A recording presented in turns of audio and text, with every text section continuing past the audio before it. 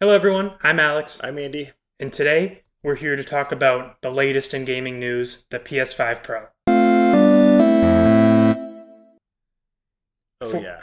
Sorry. I no, have you're good. nothing witty to say about it. Before we get into it, I just want to remind everyone we do have a Patreon. If you'd like to sign up for that, we have plans starting at $1 a month. It is the best way to support us and making this content and support our brick and mortar store.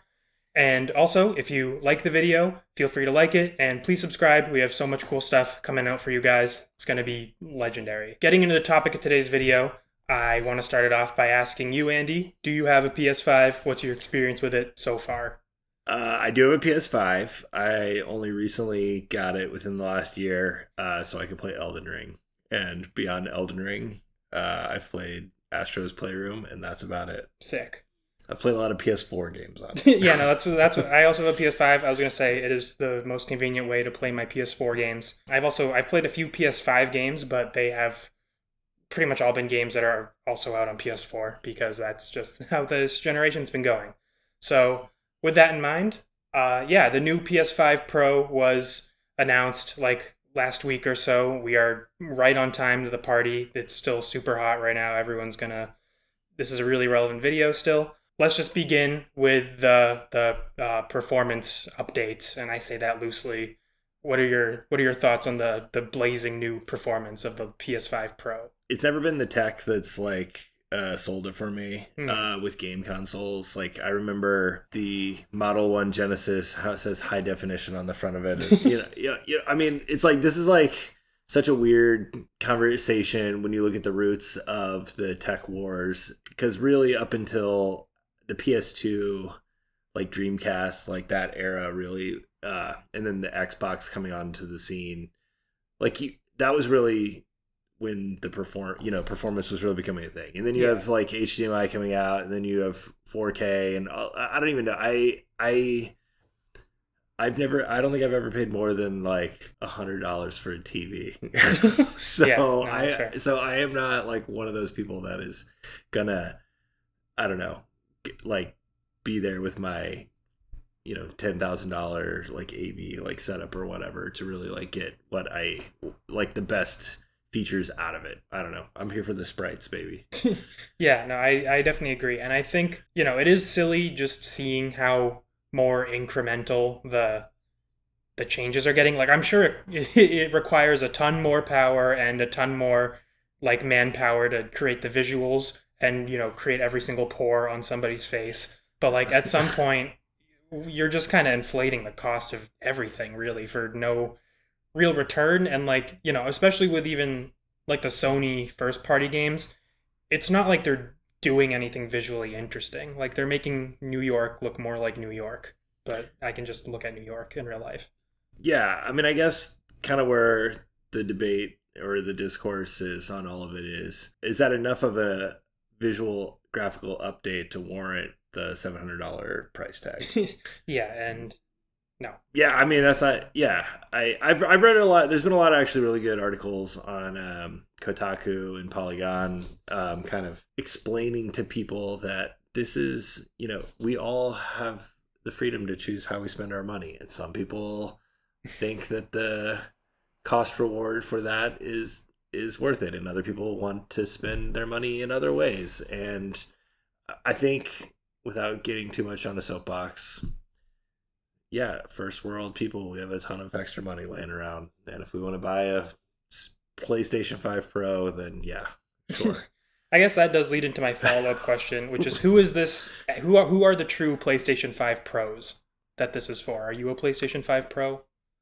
No, I am not a PlayStation 5 Pro. I am very happy with my Slim. I think people were, I mean, there's tons of debate right now, even without the Pro, like which is the best model. And, I'm happy with my smaller, more powerful PS4 that I have sitting on my shelf. Yeah, yeah. No, I think the Slim is a fair thing to do. It is ugly, especially with the disk drive. It looks like a little lump, which I'm okay with it. I'm okay with the lump. okay, I I think don't. I it's still don't know which way to set it. I've tried like 10 different ways, and like, I mean, it is upright because yeah. obviously, but I've heard it's supposed to go on its side because it's supposed it to cool is. from, but it Yeah, can't. It's it like can't. Yeah, you want it to rock back and forth. it's it's a pretty weird design. Like, to be honest, like, I can't remember a console other than when the Wii came out. There were so many people that wanted a Wii. Like, I don't really remember another time where there was another console. There was so much difficulty getting a console. Obviously, the pandemic and everything contributed to that. But there was so much, like, just hype, or so much went into just trying to get one of these things that I think there wasn't a lot of discussion out there about, like, the design of it, or maybe there was and I just didn't pay attention. But it's definitely the weirdest PS5. Like, the PS3 got so much hate when it came out, and for, like, similar reasons. Like, it was giant and bulky and heavy and all of these similar things, and I just felt like the PS5 got a free pass on a lot of that. But whatever.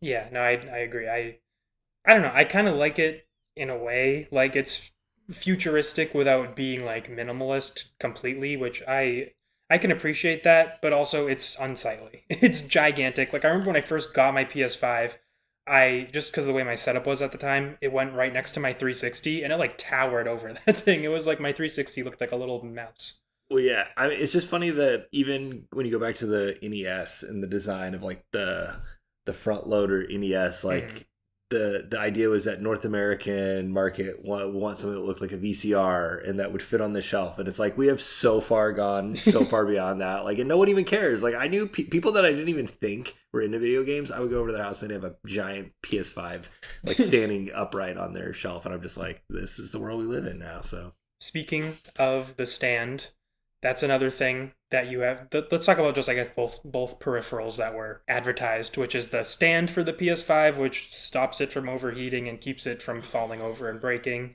which is an optional piece of technology you have to pay more money for. And, of course, the disc drive, which is another, I think, like $60 or $80 or something like that, on top of the super affordable $700 PS5. It's a giant corporation. Should they just give that, figure a way to, like crunch the numbers and figure a way to make it all just an affordable, like, all-in-one package? Yeah, but I don't know. There's smarter people than me running that business. I run a business, and yeah, the bags. We're gonna overtake Sony soon, right? The stuff costs money. I don't know. It costs money. Plastic costs money. It costs money to do all that. If that's how they figured out they wanted to do it, whatever. Yeah, and I guess, I don't know. Obviously, it sucks not having a disc drive. I'm not surprised at all. Though, I'm more upset about the disc drive than the stand. Yeah, no, for sure. I mean, it's annoying, but it is pretty obvious, at least. Well, I don't know what Microsoft's doing at all, but Sony and Microsoft are trying to phase out physical media. And obviously, like, at a certain point, it's like, whatever, because the games don't even fit on the discs anymore. So, like, if you have to download them anyways, it's not like we're losing out on that much on the average PS5 game if we can't get it physically. The direction we're going in is going to kill the resale market. I think you're going to end up having, like, a resurgence. Join the Patreon. Yes. I think there's going to be maybe a resurgence in the physical media that we do have, and, like, I think retro gaming could see, like, an uptick in it, just because I think people do want physical stuff, and I think this might force, generations of people, the PS3 generation kids to go back and look at PS2 and PS1 stuff they didn't, or something like that. But I don't know, like, everything can't exist digitally. Like, where do we stop? Yeah, no, for sure. Are you sure. real? Are you digital? I am pretty digital at this point, I'd say. But also, that is a good point about maybe retro will have a resurgence, because it's like people aren't going to realize they miss physical media until it's literally forced away from them, from companies, like, not even offering that as an option. And also just, like, the updates and the downloading, like, the whole, like, I was actually just talking to Rob about this the other day, like I know PS3 and Wii and all that is, like, retro now, like, technically speaking even, but I kind of feel like there's a line drawn where it's, like, consoles that connected to the internet and then consoles that didn't, and, like, everything that didn't. And I mean, I think, like, I would put PS2. Dreamcast isn't retro. Yeah, like, I would put there's definitely a generation of those that are kind of have their foot in both, sides of the fence. But, like, I don't know, there's just something about taking a Genesis cartridge and putting it in and immediately playing it, and not, like, waiting for loading screens and not waiting for it to update. And, like, I mean, it took, like, if I wanted to play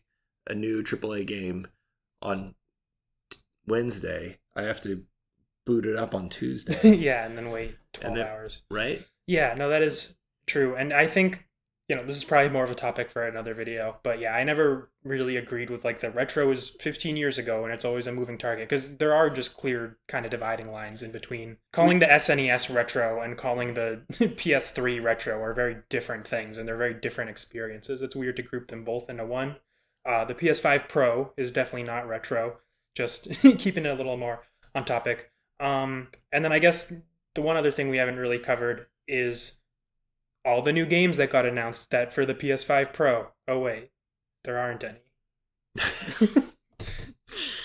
I mean, they're really getting a lot of mileage out of Spider-Man. Yeah, they love that guy, which Not I don't even, even know who that character it's not is. even the best Spider-Man game. Yeah, it's Ultimate Spider-Man on the Game Boy Advance. Not even the We best both Spider- share that. That's the one Andy was thinking of when you said that was not the best one. No, if you want a real Spider-Man, you boot up the PlayStation 1 Spider-Man and you listen and to Stan Lee narrate that tutorial and you try not to cry. I dare you. Sick. So, in conclusion, I will not be buying a PS5 Pro. I think if my PS5 breaks or something, I'd be upset, and then I'd get a PS5 Slim. I'm going to do it the way I always do it. I'm going to let my sister buy the PS5 Pro first, and then 2 years from now, I'll just buy it from her. Smart. That works. Maybe I'll ask my brother to buy it. And then I'll still play Dragon's Crown Pro on it. Yeah, no, that's... Yeah, even the PS5 games I've played that are PS5 games, it was like Weird West and Stray, and neither of those need to be on the PS5. My Wii could have maybe run them. Yeah. I have heard PS4 Elden Ring users shockingly like stand up for it, but I can't really imagine that game running on a PS4. Yeah. But hey, maybe it's fine. If it works, it works. Well, with that all being said, thank you for watching. Let us know in the comments, are you going to get a PS5 Pro? What are your thoughts on it? Do you completely agree with us, disagree with us? How do you think the future of the console industry is going to go? Let us know all that in the comments. Put them all in separate comments, and then we get more, and then that's just better for our channel. So thank you for watching. Thank you.